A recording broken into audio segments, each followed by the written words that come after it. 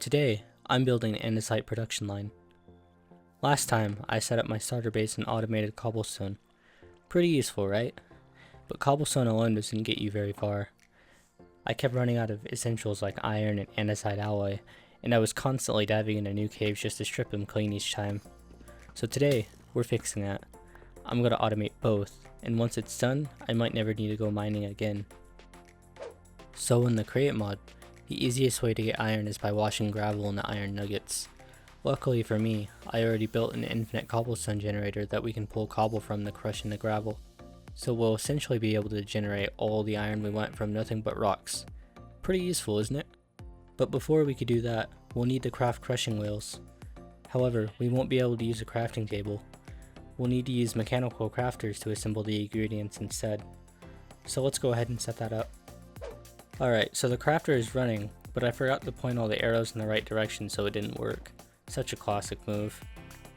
After fixing that, I put all the items back in and crafted a pair of crushing wheels. With that, I can now build a machine to make use of all the cobblestone lying around from last episode. So I've built a small crusher to crush cobblestone into gravel, but as you can see, well, it's not very fast. It takes forever for the cobblestone to be crushed in the gravel from these crushing wheels, so we'll need to speed things up. But in order to speed things up, we'll need a bigger power source. And for that, we're going to build a windmill. Alright, so we have a windmill design here. As you can see, it's pretty large. This will generate us about 8,000 stress units, which will be plenty of power for all of our contraptions around here. So let's go ahead and put it in a schematic cannon and get the resource list. The resource list actually isn't too bad. You know, we don't really have to get a whole lot. The windmill cells will take a lot of wool, but we can farm sheep for that, so it's not a problem. And then the copycat blocks we can make with zinc, so we might have to go and mine a bit more zinc, but it shouldn't take too long to gather. So I'll see you guys when I've gathered all the resources. Alright, so we got all the resources. It didn't take too long, so let's start building it.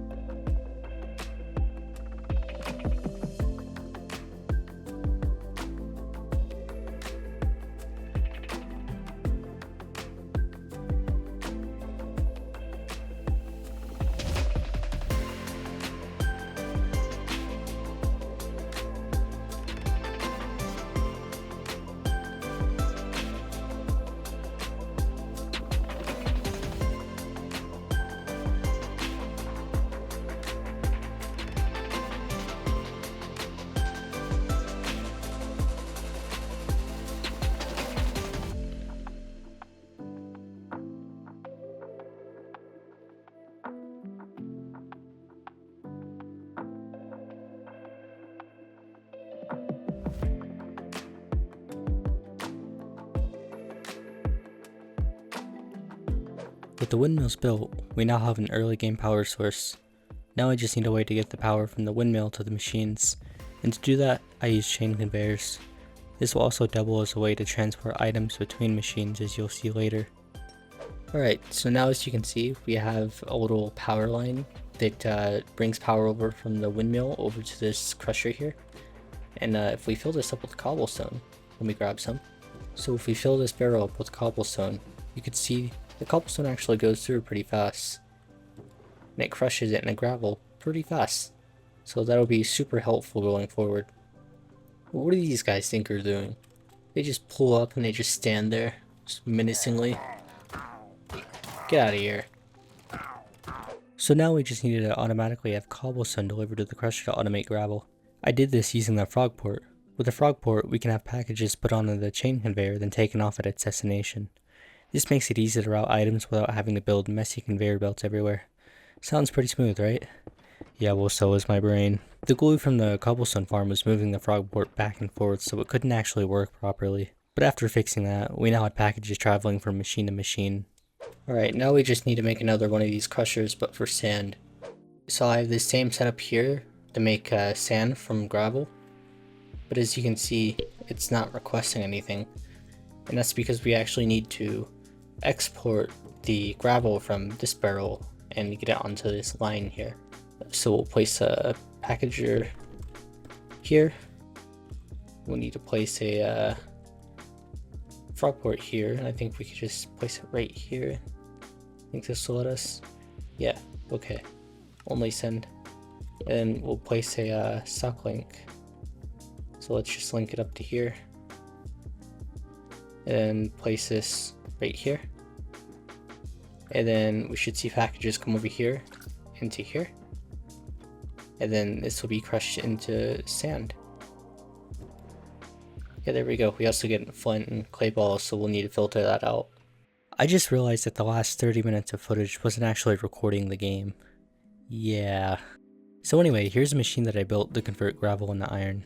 The way it works is by washing gravel into iron nuggets using water and encased fans, then compressing the nuggets into ingots. It's not the most efficient iron farm, but at least we no longer have to go mining every time we need to craft something. And now that we had iron out of the way, it was time for us to automate quartz. Alright, so I've got a bunch of materials to build the quartz machine, so let's build it right next to the iron machine. Alright, so I've hooked up the machine to the system. Now it's requesting sand, and it's getting sand into this barrel here, and now it's automatically making nether quartz. Nice. So now that we have iron and quartz automated, the next step of the operation is to automate andesite alloy. And in order to do that, first we'll need to combine this quartz with cobblestone, and that'll allow us to make diorite. And then in order to make andesite, we need to combine the diorite with cobblestone. And then we can combine the andesite with iron nuggets to make andesite alloy. So yeah, I have some mechanical crafters here. I think we'll set them up here, and we'll see what happens. Alright, so I finished building the crafting machines, but then I realized there was a huge flaw in this system. Alright, so I've just realized that all of the systems I've built here are actually meaningless because there's a way simpler way to do this. So let's tear this all down and I'll show you what I mean. Alright, so you can see I have a 3x3 mechanical crafter interface here. We can actually use this for all recipes. So here, let me show you how that works. So first we'll want to put a packager into the crafting interface here, and then we're going to take a belt here. We're going to hook this belt up, okay. And then we're going to place a barrel right here. And then there's something called the repackager one on here, and we'll actually need a lever, so let me make one real quick. So we're going to take our lever and put it on here and power it, because the repackager always needs to be powered. Let's take a brass funnel and output from here, and we'll put it in here.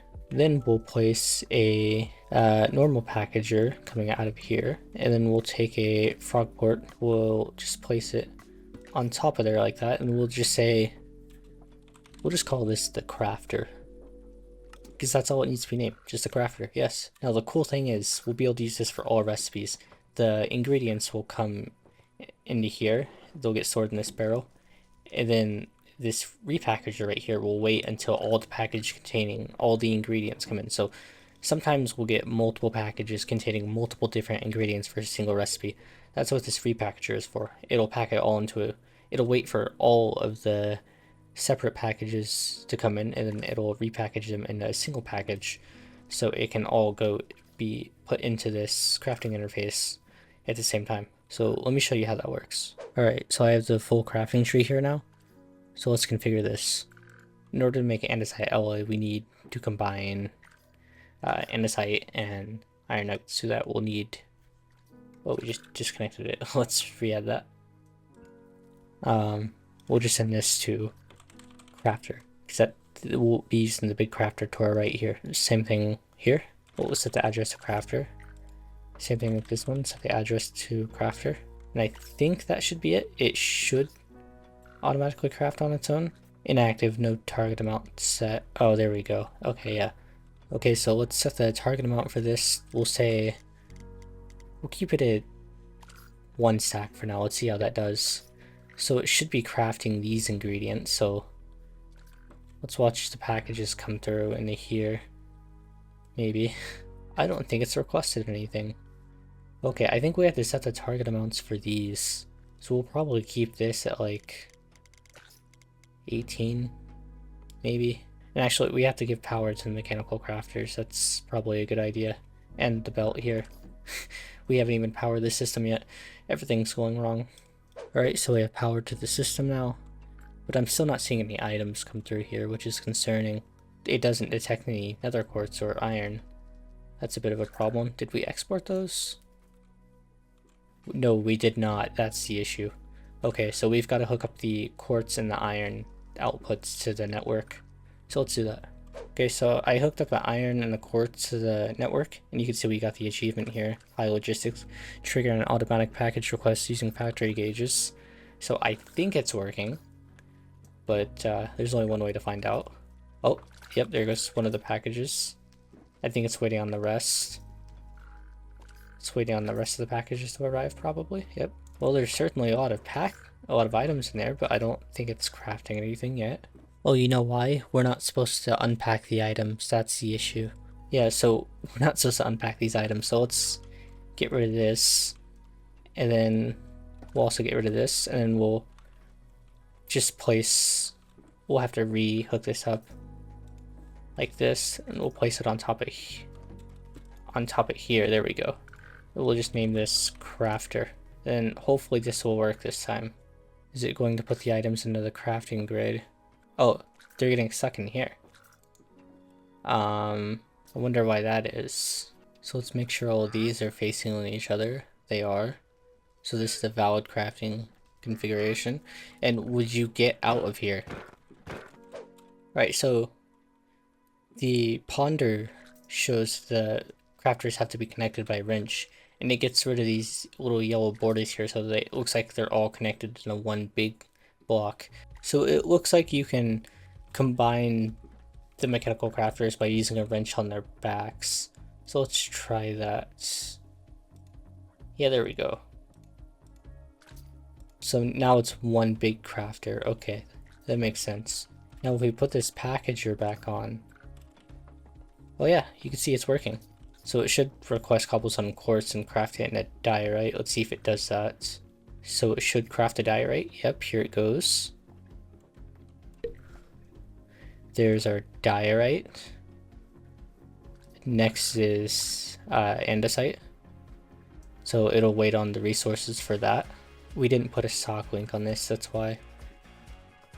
So let's put our stock link here. And then it should detect that we have...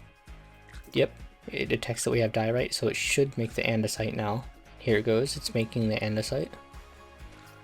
There we go. Next is andesite alloy. And yeah, there we go. It's making andesite alloy. So this will automatically continue crafting andesite alloy for us. Currently I have it set to craft a stack. Let's just change that to 4 stacks, for example. So it'll keep crafting andesite alloy until it reaches 4 stacks. We'll just... Now we can AFK it and it'll automatically craft andesite alloy for us, which will be a big help going forward. Wow, that's a lot of packages. Why are there so many packages? Oh, the crafter's full. Interesting. Yeah, let's reduce these amounts. So instead of 2 stacks, we'll just say 10 items. Instead of 2 stacks, we'll say 10 items. There we go. Here, we'll just say like, I don't know, 32 items. There we go. Okay, that should fix that, hopefully. So yeah, there we have it. I'm sure it'll clear all these packages over time. Hopefully. Or they'll just sit there for an eternity. Alright, so we've solved our package problem. It's no longer full. So I think we're good to just AFK here now. Yeah, we're getting a bunch of andesite alloy here. Automatically. Nice. Alright, with andesite alloy automated, I think that'll be it for this episode. Next episode, we'll probably build a tree farm and maybe automate bricks. And we might even start on building a warehouse to store all of our crafted items. But we'll see about that one. Anyways, I hope you guys enjoyed, and if so, leave a like, and I'll catch you next time. Goodbye.